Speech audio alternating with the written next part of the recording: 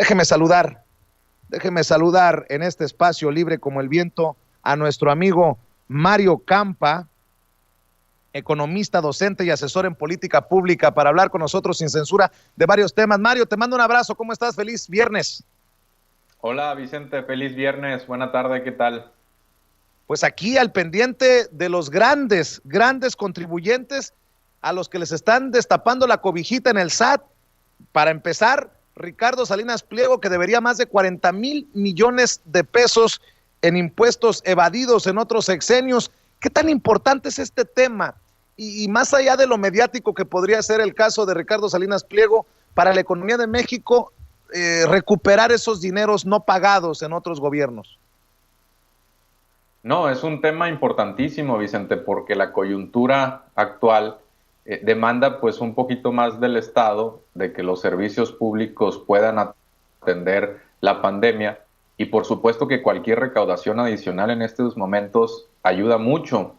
Este año se tuvo una recaudación histórica entre grandes contribuyentes por una cifra cercana a 380,000 millones de pesos, que sería casi 2 puntos porcentuales del Producto Interno Bruto, ¿no?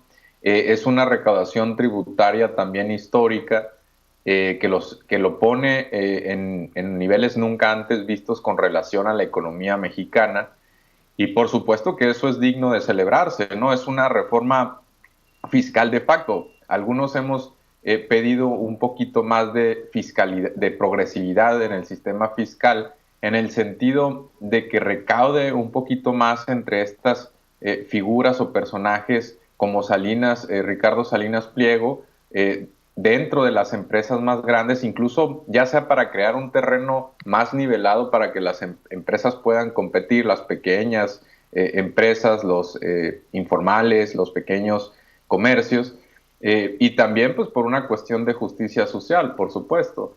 Y aquellos que hemos pedido una reforma progresiva, pues más o menos hemos tenido algo de eso, con una mayor recaudación entre los grandes contribuyentes específicamente.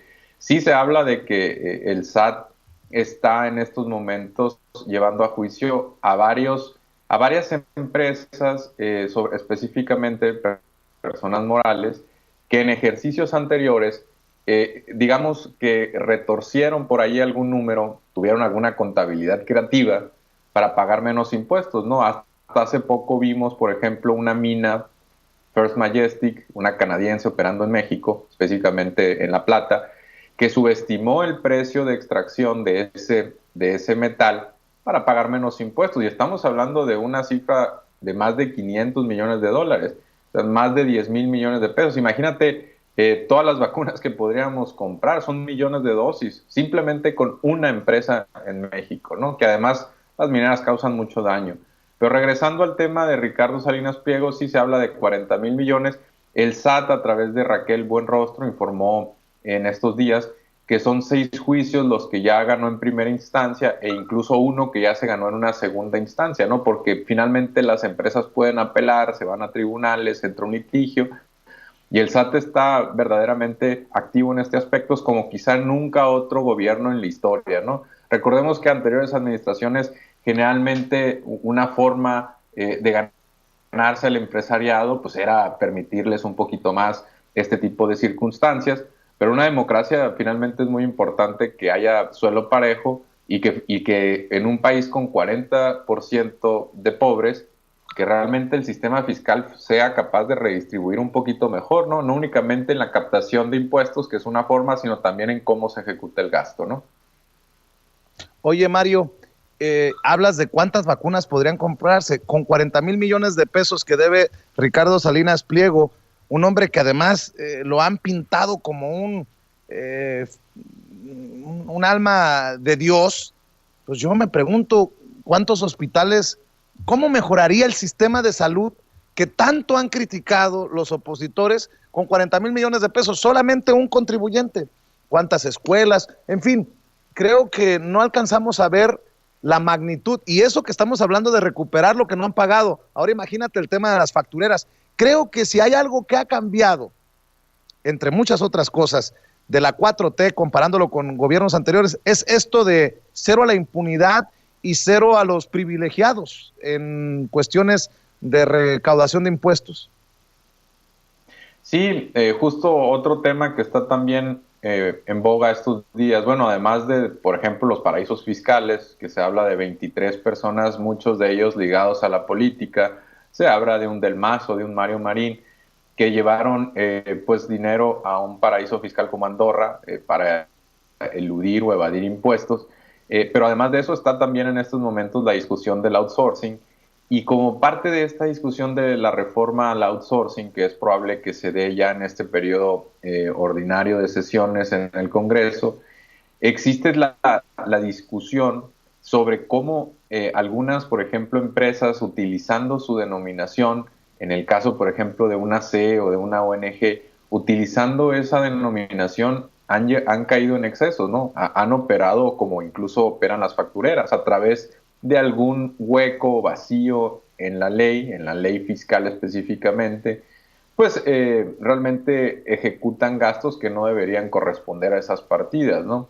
Es el caso, se mencionó en estos días, de Mexicanos Unidos contra la Corrupción, que, por ejemplo, puede hacer un donativo en especie, digamos, dona un equipo médico a un hospital, pero realmente no lo está donando, sino que lo presta 2 meses, decía Raquel Buenrostro, luego lo presta a otro hospital 2 meses y así se va yendo, ¿no? Y a través de esto encuentra la forma de deducir impuestos y por supuesto está pagando menos, ¿no? Y al pagar menos, pues resulta que nosotros lo resentimos. Podría darse el caso también que los sueldos de esas mismas AC estén siendo utilizados pues, para pagar menos impuestos de parte del gran dueño de esta asociación civil, que es Claudio X González, que sabemos que tiene una relación con Kimberly Clark y con otras empresas, ¿no? Entonces es una cuestión delicada y yo celebro, ¿no? Antes quizá que una reforma fiscal que finalmente en la base en algún momento será necesario, pero antes había que darle un poquito más de legitimidad a lo que estamos, a cómo estamos recaudando y a cómo lo estamos gastando. Y parte de eso es que los grandes contribuyentes o las empresas que están evadiendo la ley, pues que realmente rindan cuentas y que empiecen a cumplir con ellas. Y si hicieron algún fraude, pues que tengan que asumir las consecuencias. Porque acuérdate que gran parte del discurso neoliberal que se construyó en el mundo es que las empresas únicamente o el orden mundial únicamente necesita un Estado de Derecho fuerte, ¿no? Ese es el discurso esencial, un Estado de Derecho muy fuerte. Bueno, y que las grandes empresas no paguen impuestos habla de un muy débil Estado de Derecho y además uno que no funciona para todos, ¿no? Y que vulnera el tejido social y crea desigualdades. Entonces, esto forma parte de que se cumpla la ley, que se fortalezca el Estado de Derecho y que construyamos un contrato social mucho más equitativo y justo para todos, ¿no? Hablando de justicia y desigualdades o injusticias, querido Mario Campa, déjame preguntarte tu opinión, tu reflexión acerca de la distribución de las vacunas, ya no solo en México, a nivel mundial. En México va a ser para todos, sin mirar a quién, gratuita la vacuna cuando esté disponible. Pero la forma en que el mundo distribuya las vacunas hablará de la injusticia o la justicia de estas vacunas a nivel mundial, algo por lo que ha abogado el presidente Andrés Manuel López Obrador, aunque le duela a la oposición moralmente derrotada. Y no estoy diciendo que Andrés Manuel López Obrador ha abogado solamente en México por esto. Recuerdo aquella reunión virtual del G20 en la que el presidente hablaba de no acaparar, pero pues cada vez vemos más huellas de ese acaparamiento de los más ricos sobre los más pobres. Y en la medida en que los pobres se queden sin vacunas o no lleguen las vacunas a esos países, pues estaremos más lejos de terminar con esta pandemia, querido Mario. Bueno, sí sabemos que realmente fueron pocos los mandatarios dentro del G20 que levantaron la voz, porque México finalmente ya garantizó o ya precompró todas las vacunas que requiere su población, ¿no? En este caso, pues fueron ya son más de 200 millones de dosis con las 5 o 6 farmacéuticas con los que hay en estos momentos arreglos. Y finalmente México es incluso de los países que menos se tiene que preocupar y de los que más rápido consiguió es ese 100% de cobertura. Sabemos que la vacuna va a ser universal y gratuita, no todos los países la han garantizado de esa forma, y México se movió muy rápido, pero hay que darle crédito finalmente a la diplomacia mexicana y por supuesto a la postura del presidente como líder del gobierno de México, que es levantar la voz por aquellos países que no están en la misma situación que México. México, a pesar de que no tendría por qué serlo un país de ingreso medio, México no es precisamente una potencia, pero ha asumido cierto liderazgo en la distribución de las vacunas y también en crear un discurso que, por supuesto, cree sensibilidad o conciencia sobre que estamos abandonando finalmente a muchos otros países. Son más de 100 millones de países en el mundo que no han empezado una campaña de vacunación.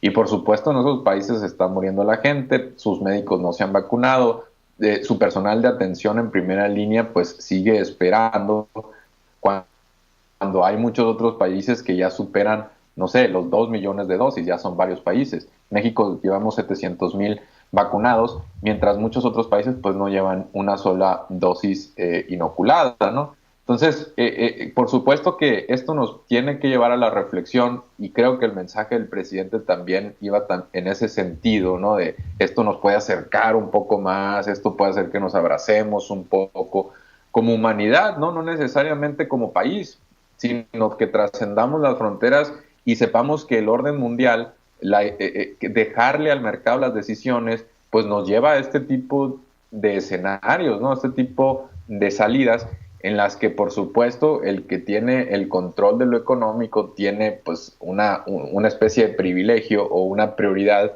en cómo se distribuyen los recursos a nivel mundial, aunque sea una cuestión de vida o muerte, y aunque eso implique pues la muerte quizá anticipada de muchas otras personas de la tercera edad en otros países que de otra forma pudieron no haber muerto, ¿no?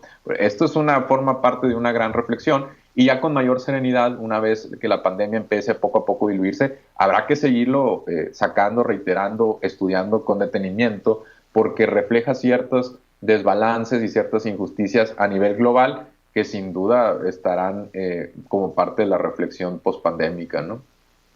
Oye, Mario, ya nada más para cerrar, por no dejar, porque híjole, el tema es candente. Tú que estás en Sonora, ¿cómo se percibe por allá en Sonora los escándalos de Lili Téllez?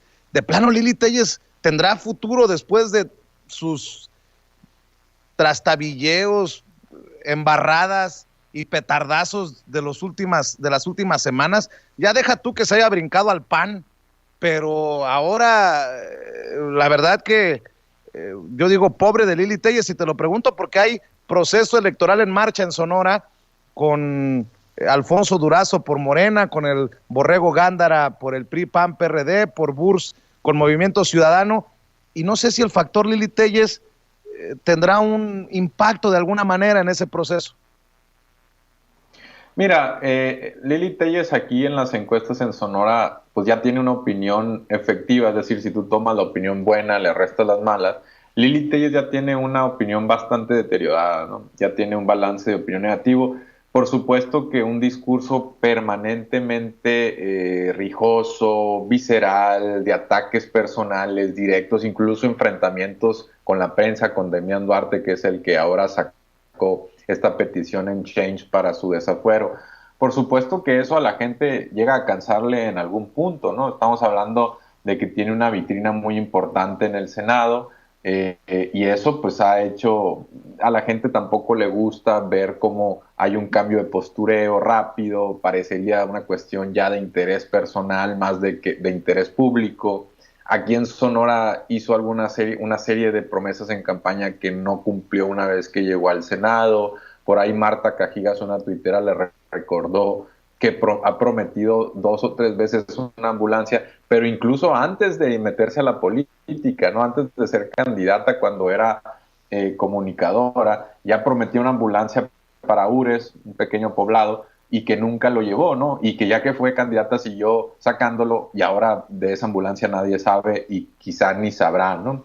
Entonces Lili Téllez ha asumido una postura pues bastante del espectáculo, digamos, tipo Donald Trump, y sí ha capturado algunos reflectores, ha radicalizado, por supuesto, una parte del discurso en redes sociales y le llegará a cierto segmento conservador, específicamente, creo yo, del panismo, y esto se alimenta también de que pertenece a esa fracción parlamentaria ahora, pero creo que su alcance finalmente sigue siendo muy limitado, ¿no? Existe forma de saber que sí tiene ciertos intereses electorales porque sigue pautando anuncios en Facebook, es decir, está pagando por la divulgación de estos anuncios aquí en Sonora, en territorio sonorense, pero para este proceso electoral no la veo como una figura relevante, ¿no?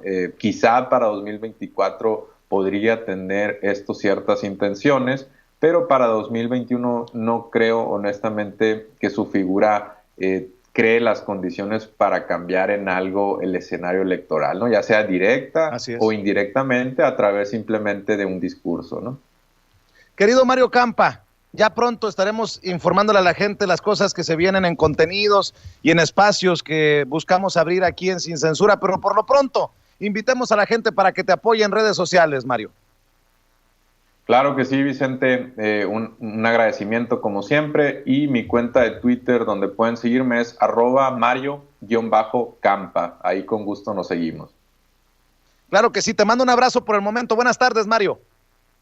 Un abrazo, Vicente, buena tarde, saludos. Gracias.